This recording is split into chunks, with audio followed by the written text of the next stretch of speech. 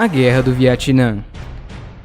Para entendermos a Guerra do Vietnã, primeiro temos que voltar alguns anos antes. Em 1850, a França começou a dominar esta área. Já em 1893, Vietnã, Laos e Camboja já tinham sido conquistados e formaram uma só colônia chamada de Indochina Francesa.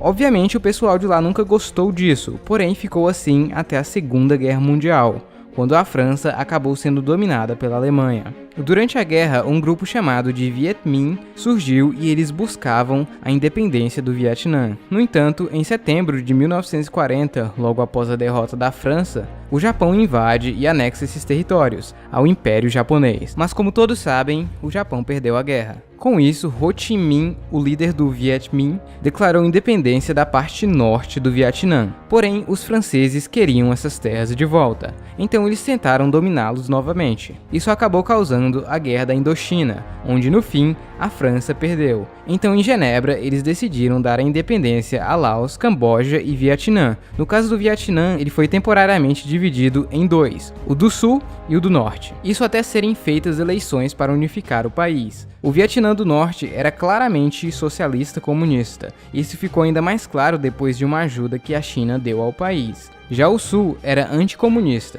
Nong Dinh Diem, achando que nessas eleições o país poderia se unificar em um modelo comunista, acabou dando um golpe de estado e declarou independência do Vietnã do Sul. Com isso, ele começou a perseguir comunistas e possíveis revolucionários. Isso fez ele perder muito respeito com muitas pessoas da população. No entanto, os Estados Unidos o apoiou, pois para eles, se o Vietnã se unificasse em um modelo comunista, isso poderia influenciar outras nações da Ásia. Porém, sabe quem não gostou nada disso? Sim, o Vietnã do Norte. Ocorria um grande fluxo de pessoas entre os dois Vietnãs. Então, se aproveitando disso, o Vietnã do Norte começou a mandar guerrilheiros para o Sul, de forma disfarçada. Esses guerrilheiros eram conhecidos como Vietcongs. Já em 1959, os primeiros ataques às bases sul-vietnamitas começaram. Neste ponto inicial, os americanos davam apenas apoio logístico ao Vietnã do Sul.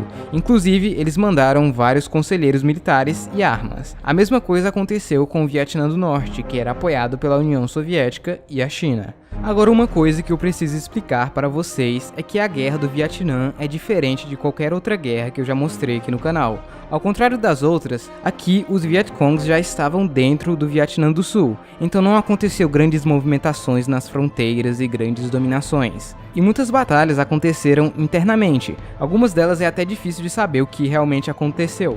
Então, ao contrário dos outros vídeos onde eu baseio a linha do tempo nas dominações e tudo mais, aqui não será possível. Então não se preocupe se eu pular alguns anos da guerra, já que a maior parte do tempo foram os americanos tentando defender o território sul-vietnamita e atacando o Vietnã do Norte com bombas. Enfim, vamos continuar. Estamos em 1963 e a guerra continua. Lembra do ditador sul-vietnamita? Então ninguém gostava muito dele, nem mesmo os americanos, principalmente porque o seu governo era muito corrupto e opressor, até mesmo com outras religiões, como o budismo, que por sinal era a maior religião do país. Diem era católico, ou seja, isso manchava a imagem americana de libertador, já que ele apoiava um cara que não era a favor da liberdade pessoal de outras pessoas. Sem falar que ele era extremamente impopular com a população, e o Vietnã do Norte explorava essa impopularidade de seu governo para recrutar ainda mais Vietcongs no Sul. Então, em novembro de 1963, ocorre um golpe de estado no Vietnã do Sul, onde Diem acabou sendo morto. No entanto, os americanos continuaram apoiando o novo governo. Já em 1964, um navio americano foi atacado no Golfo de Tonkin por torpedos norte-vietnamitas. Com isso, os americanos ficaram p***s e começaram a mandar soldados para o Vietnã, entrando diretamente na guerra. Lembrando que os Estados Unidos não declararam guerra, apenas entraram. E algumas pessoas falam que esse ataque no Golfo de Tonkin foi uma mentira usada como desculpa de guerra. Os americanos entraram com tudo na guerra e começaram com a chamada Operação Rolling Thunder, que era basicamente uma série de ataques aéreos e bombardeios aos norte-vietnamitas, feitos para mostrar o poder militar dos Estados Unidos e assustar os norte-vietnamitas e os Vietcongs. O Vietnã do Norte tinha dominado algumas partes de Laos, para ficar na fronteira com o Vietnã do Sul, e esses lugares eram alvos perfeitos para os americanos. Isso fez com que Laos fosse o país mais bombardeado da história. Os americanos pensavam que a Operação Rolling Thunder iria durar apenas 2 meses, e os norte-vietnamitas eventualmente iriam desistir. Porém, isso não aconteceu. Os norte-vietnamitas continuaram firmes. O que os americanos destruíam, eles iam lá e construíam de novo.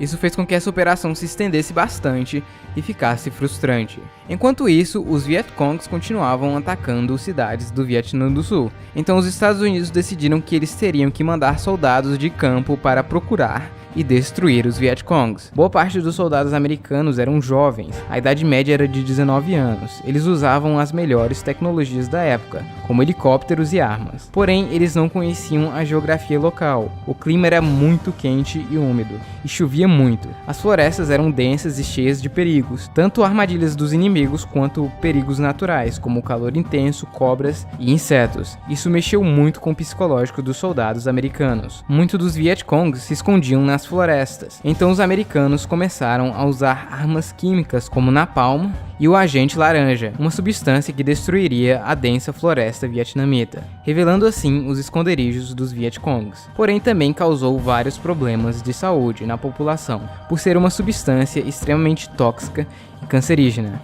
Ainda hoje muitas pessoas nascem com deformidades causadas por esse agente químico. Por outro lado, tinham os Vietcongs, que tinham suas armas russas e chinesas, como a famosa AK-47, um chapéu de palha e um chinelim, alguns explosivos e até bazucas. Mas eles tinham uma grande vantagem: eles conheciam muito bem seu território, então eles construíam emboscadas para pegar vários americanos de surpresa, enchiam os locais de minas terrestres e construíam armadilhas mortais nas florestas, como um chão falso cheio de espinhos. Sim, isso realmente existiu e pegou vários americanos de surpresa. Como os americanos atacavam as florestas com bombas e agentes químicos, os Vietcongs começaram a construir vários túneis subterrâneos que se ligavam uns com os outros. Lá, eles poderiam se mover sem serem notados, cozinhar e até tratar ferimentos. Eles também tinham um grande apoio da população local, e muitas vezes era impossível distinguir um Vietcong de um cidadão normal. E bom, isso causou bastante problemas para os americanos, pois muitas vezes eles cometiam atrocidades com a população local atrás dos Vietcongs. Isso queimou ainda mais a imagem libertadora dos americanos, e a população passou cada vez mais a apoiar os Vietcongs e ser contra os americanos. O tempo passou e mais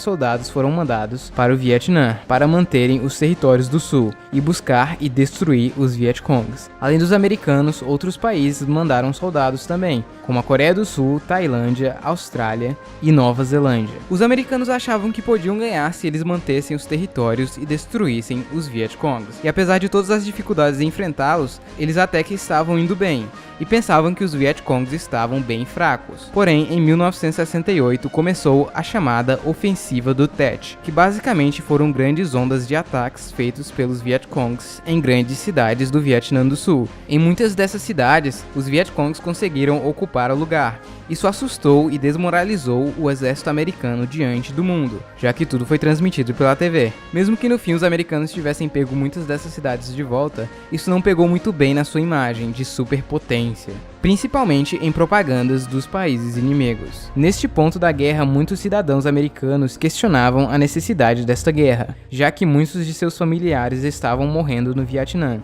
Além disso, várias imagens de ataques químicos e das atrocidades cometidas pelos americanos chegavam aos cidadãos. Isso fez crescer vários movimentos pacifistas e anti-guerra. O movimento dos hippies e dos negros, por exemplo, que estavam muito forte naquela época, eram completamente contra a guerra. Até que chegou um ponto em que quase todos nos Estados Unidos estavam contra a guerra. Viam ela como sem sentido e que só causava morte e prejuízo para eles. Os Estados Unidos começaram a perceber que não ganhariam essa guerra, a não ser se eles invadissem o norte. Porém, isso poderia causar uma guerra ainda maior com a União Soviética e a China. Então, com toda essa pressão, os Estados Unidos começaram a deixar o país. Eles começaram a treinar os sul-vietnamitas para que quando eles deixassem o país, eles fossem capazes de se defenderem sozinhos.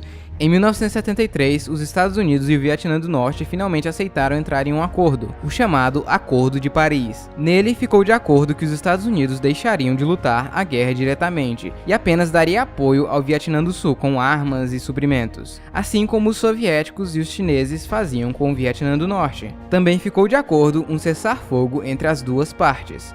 Porém, 2 anos depois, os Estados Unidos decidiram que, não vou mais ajudar o Vietnã do Sul. Com isso, os norte-vietnamitas aproveitaram e invadiram o Vietnã do Sul. Sem o suporte dos americanos e o norte ainda sendo apoiado pela União Soviética e China, o Vietnã do Sul caiu facilmente e foi dominado. O Vietnã acabou se unificando e virou um só país no modelo socialista comunista. Isso acabou se espalhando para outros países da Indochina, como Laos e Camboja, e até hoje alguns deles continuam assim. Essa guerra foi um total desastre para os Estados Unidos e influenciou muito na sua cultura. Foi também muito importante no contexto de Guerra Fria, já que foi usada como propaganda anticapitalista anti-americana, e provou que sem o apoio da população é quase impossível vencer uma guerra, mesmo se você for os Estados Unidos. Enfim pessoal, é isso, espero que vocês tenham gostado, e na descrição do vídeo estará um link para o primeiro episódio do Brasil Paralelo que já foi lançado, e vocês podem ir lá e assistir gratuitamente. Vão lá e assistam, pois realmente o episódio ficou sensacional e acho que o próximo será lançado agora na segunda-feira. Enfim, essa foi de longe a guerra mais difícil de se fazer, acredite, ela é bem complexa e confusa. Então não se esqueça de apoiar o canal deixando o seu like e comentando aí. Então é isso, tchau, até o próximo vídeo.